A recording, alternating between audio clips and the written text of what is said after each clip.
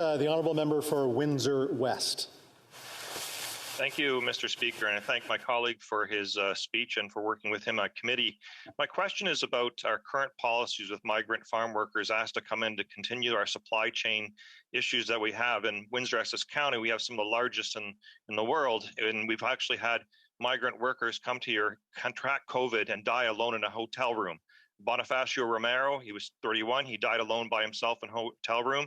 Regilio Santos, he was 24. He died alone by himself in a hotel room. And also Juan Lopez passed away in the Hamilton area.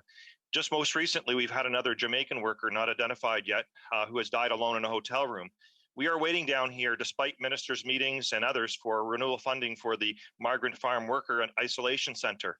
Until we actually get that funding, the city of Windsor and this area and this region has vulnerable populations as we see bunkhouses with outbreaks. Can my colleague tell me where is the status of this situation? Because if we are asking and inviting people to come to fill gaps in our holes for our economy and to work alongside fellow Canadians, they shouldn't die alone from their families thousands of kilometers away. Thank you, Mr. Speaker. Member for Don Valley North. Speaker, first of all, I would like to say wholeheartedly, I want to thank the NDP member for bringing up this issue. As you know, during the pandemic, the federal government was responsible for 80% of the funding goes towards fighting the pandemic, including support for temporary foreign workers. But there's more to do. I said in my speech that we have to make vaccine available to everyone in this country and more beyond our borders.